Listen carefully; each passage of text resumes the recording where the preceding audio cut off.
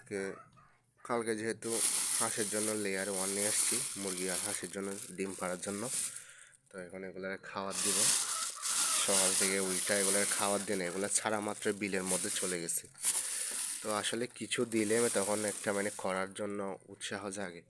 যদি আমারে খাইয়ে আমারে ফটো করে দেয়, তখন ফালার ইচ্ছা আর জাগে না। এমনি শখে ফালা, কিন্তু এত যত্ন করতে ইচ্ছে করে না। তারপরেও করে ফেলি যত্ন, কারণ পশু পাখি তো।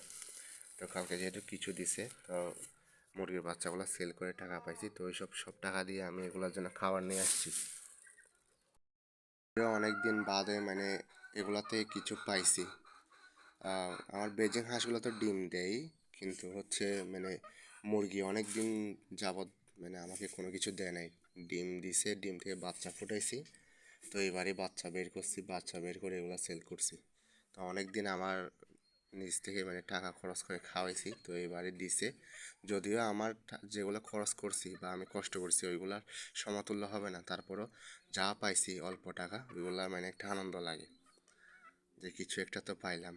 শখ করে পালতেছি, কিছু একটা পাইলাম। যদিও আমার কাছে আহামরি হাঁস মুরগি বা ফার্ম নাই, কিন্তু যা আছে দুই একটা, ওইগুলাতে শখ পূরণ করতে আহামরি বড় পরিসরে ফার্ম লাগে না।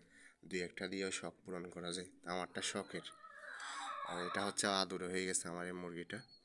তা ভয় পাই না, চলে আসে। যেহেতু আমি খাবার দিই, বাকিগুলো তো ভয় পাই।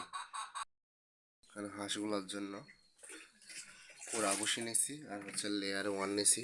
তো এগুলো মিক্স করে দিব এখন। এগুলো তো হাঁস কম, তো হিসাবে খাওয়ার বেশি মেখে ফেলি একসাথে। তো এখান থেকে আবার মুরগির জন্য আলাদা করে নিয়ে ফেলি, কারণ হাঁসকে আবার অতিরিক্ত পরিমাণে খাবার দিলে ওরা বেশি ছড়াই ছিটাই একদম নষ্ট করে ফেলে।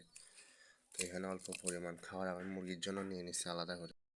বেজিং হাঁস দুইটা হচ্ছে বিলের মধ্যে, এগুলো তো পানি ছাড়া বাঁচে না। এগুলো পানি ছাড়া এগুলো থাকতে পারে না। সারাদিন বিলের মধ্যে গোয়ালে গোয়ালে দৌড়াবে। গোয়ালের যে পরিষ্কার করে গরুকে গোসল করা, এখানে পানিগুলোর মধ্যে থাকে। আর এগুলো হচ্ছে চীনা হাঁসের জন্য তো পানি লাগে না, এগুলো শুকনো ডাঙাতে থাকে। এগুলো আলাদা করে এখন খাবার দিছি।